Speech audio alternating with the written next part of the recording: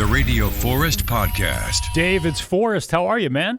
I'm doing good, buddy. How are you? You guys are here in Idaho Friday. It's Hairball. You're one of 3 lead singers.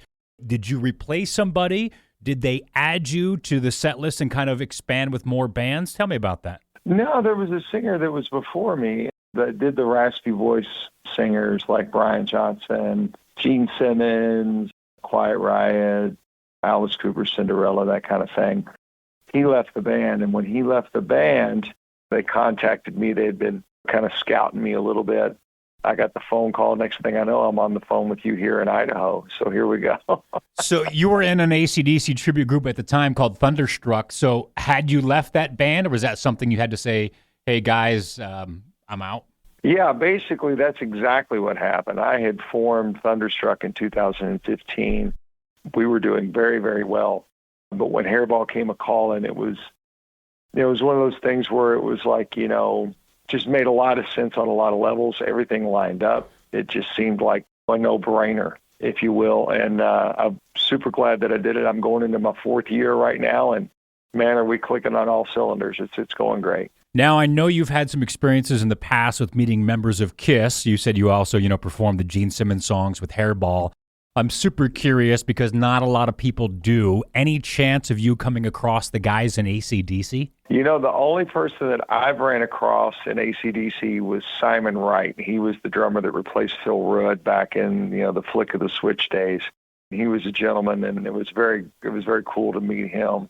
But as far as like meeting Brian or Angus or Cliff or Malcolm or any of those guys, no, I've never had the opportunity, man, but would I have loved to done that? I mean, I never fanboy, but I might have done it. I think I like them more because they don't meet people, and I don't know if they necessarily say no. I think they just are private and sort of don't care. Like they're like, I don't want to do all that stuff. It's kind of like Alex Van Halen. Like you don't see pictures of the paparazzi, you don't see who they're dating, you know nothing about them. I mean, I know Brian lives in Sarasota and he does TV shows and podcasts and interviews, but as far as like pictures of him backstage hanging out with other people, that's not very common for AC/DC. No, it isn't. And, Brian's the most out front with everything. He's the most gregarious person in the band, I guess you would say. He gets out and, but he's just such a sweetheart of a guy. I mean, everybody that's ever said anything about him has always talked about how sweet he is. They've always been about the fans, everything. They've never shunned a fan or not wanted to meet fans. It's just that you just don't see it often. I mean, it's when they are around the fans, they're all about it. So, but yeah, it's really, really cool. It kind of gives a mystique to it. And I just love those guys. They're awesome. They do it the right way. Recently in the news, Dave Evans said that he was the best lead singer of AC/DC. Any thoughts on that? He says he's better than Bon and Brian. Well, I'm the best astronaut that's ever went to the moon. All right. So, I mean, you take that with the weight that I just said it. It's just stupid. I don't understand what he's talking about. God bless him if he believes that, and that's fine. But, Hoss, that's just not the facts. What are your thoughts on Guns N' Roses as a band? What are your thoughts on Axl Rose as a lead singer of AC/DC filling in? I pull no punches on this. I was around when Guns N' Roses first formed, and I actually saw them open up for Alice Cooper on their first tour with Appetite. They were just phenomenal. A very dangerous rock and roll band that was sleazy and cool, and I was very into it. That was 87. I remember it clearly. I got to meet Duff and Slash and Steven at the show, and they were just super sweet and very kind to a young 15-year-old Dave Moody. And I was a big fan. But as time went on, and I'm still a fan of that record, how can you not be? It's absolutely perfection. It just is. It's perfection. But as time went on, you saw his behavior and how it manifested itself. And, over time, I always tell people all the time, you have one rule in rock and roll. We'll let you do drugs and go to rehab 1,000,000 times. We'll let you wreck your car. We'll let you go bankrupt. Name the problem, and we're going to forgive you for it. One that I will not forgive you for is disrespecting the fans.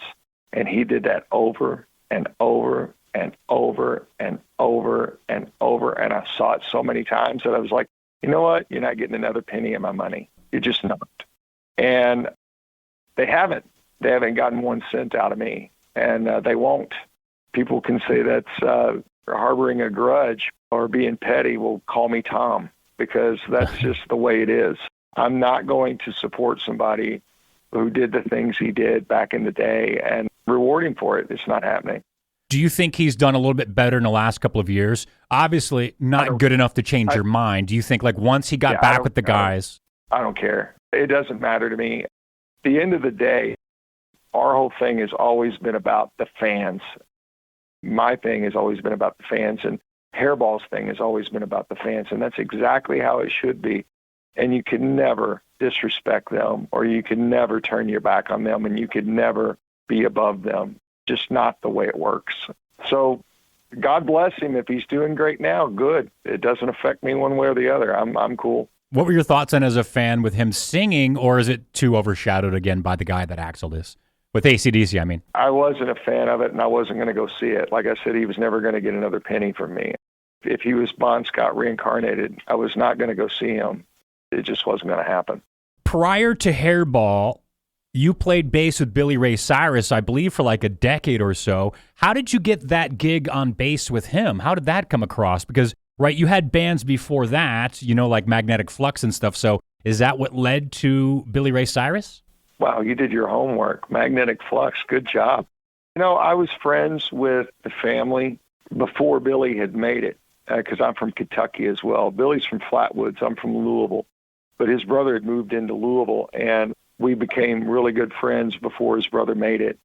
And over the years, we developed, you know, a family bond with everything. And at one point, he ended up becoming Billy's tour manager and manager. He called me one day and asked me if I'd be interested in trying out for his brother playing bass. Absolutely. And I took the opportunity, and it was around the Hannah Montana period. Man, I wouldn't trade that period of my life for nothing. It was pretty awesome. And the stories that I have from that are pretty monumental, and the things that I got to do. Billy's just such a sweet, sweet man. He's as advertised. He's just a great, great guy. I'd go over and cut his grass if he asked me. He's just that great of a human being. And he ended up giving me the opportunity that nobody would give me. And, you know, he validated me. So I'm very grateful for everything about Billy Ray. So when you're playing with him and you guys get to do like the Grand Ole Opry and all these iconic shows, and he's got the fame that he has, who are the people that are able to get backstage and spend some time with Billy? Because at that point, he's got to have people in every state that he knows personally, and he moves into another echelon of random people getting to have autographs and get 10 minutes with him because he's just too famous and it becomes too much. But who are the people then that have all access sort of backstage that you're like, oh my God, it's so-and-so backstage to see Billy? See, here's where we could draw a direct line to Axl Rose and Billy Ray and compare them. Billy would talk to a lamppost. Billy was the sweetest, most gracious, awesome person to fans and people that came out to the show. I'm going to tell you a story. This is a very true story, and this will tell you who Billy Ray is. And then you draw the comparison to Axl Rose, and you tell me who's the man. When I first met Billy Ray, I came back with his brother, and this was during the achy breaky period. I got to come to the show. They set me up because he knew I was a musician. This was one of our very first met Billy, and he was on top of the world. His brother, my good friend, he goes, man, Billy really wants to meet you. And I said, okay. It was right after the show. Billy comes out of his dressing room, and he grabs me by my shoulder of my shirt, and he says, hey, Dave, it's good to meet you. He goes, man, I understand you're a musician. I said, yeah, I am. And he goes, well, what do you want to do with it? And I said, well, I want to make it. I want to get, where you are. I want to make a living playing music. And he goes, that's cool. That's cool. He goes, and we're walking down a hallway. Now imagine walking down a hallway backstage of any arena. And he goes, well, that's cool. He goes, well, let me tell you something. He goes, you know how you see all these lights and the PA and the screaming fans and, all the pictures being taken and all the craziness and And I go, yeah, man, that is really, really cool. He goes, listen, man, it is cool. He goes, but that's not what it's about. That is absolutely not what it's about. And I go, what do you mean? And we come to this door, bro, and if I'm lying, I'm dying. If I'm standing in front of God himself right now, this is exactly what happened. We come to a door, and he's got his hand on the knob, and he says, it's not about fame and fortune and money and all that stuff. And I said, okay. He goes, this is what it's about. And he opens the door, and hand to God, I look in this room, and it is nothing but special needs kids in beds, wheelchairs. There's blind kids. There's disabled kids or special needs. The whole room's filled with them. He went to every single one of them, spent time with them, took pictures with them. He went up to a blind kid. His sister looked at him. His name was Nick. I'll never forget this. Looked at Nick, and his sister looked at Nick and said, Nick, it's Billy Ray, and he had a guitar in his hand. And Nick reached up and touched Billy's face and said, oh, my God, it's Billy Ray. And Billy Ray was touching his face going, oh, my God, it's Nick, it's Nick. And his sister said, he knows all of your songs on guitar. Billy made everybody move the furniture out of the way of this kid. The whole band sat in front of him and said, I'm not leaving until you're done playing. Now, you tell me who's the person versus Axl Rose. That is an actual true story. I thought you were going to tell me that Billy said, Dave, you're Billy Ray Cyrus. Go talk to the blind kids. I'll tell them, hey, it's Billy Ray Cyrus. And then he dips out. That's the Axl move. yeah, exactly.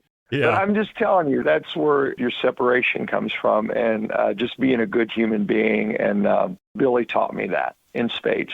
What about the guys from Kiss? I've met them a few times, and I to be honest with you, I anticipated them sort of being dicks. I've talked to Ace on the phone a few times, met Gene 2 or 3 times, and in reality, they actually were way sweeter than I thought. And I was like, oh, and it was kind of I don't want to say working it, but it was giving me time and paying attention and listening. And I was like, oh crap, wow, that's kind of, it was unexpected. What was your experience like with meeting several different members of Kiss? The exact same. Just great guys.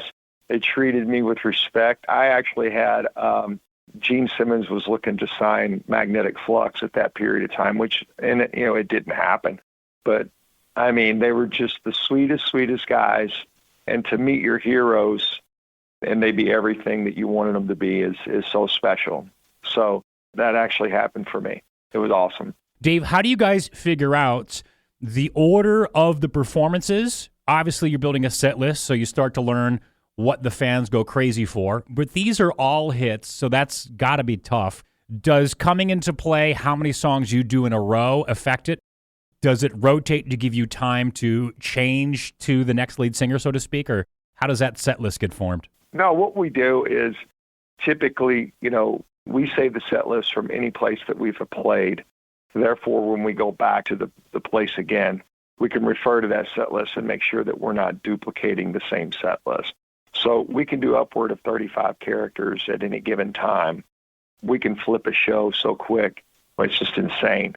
But on that same token, there's certain characters that, come on, man, you got to do Kiss. You got to do AC/DC. You got to do Guns N' Roses.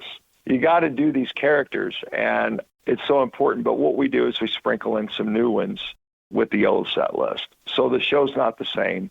We take the show and we jumble it up, and maybe Vince Neil opens the show. Maybe Brian Johnson opens the show.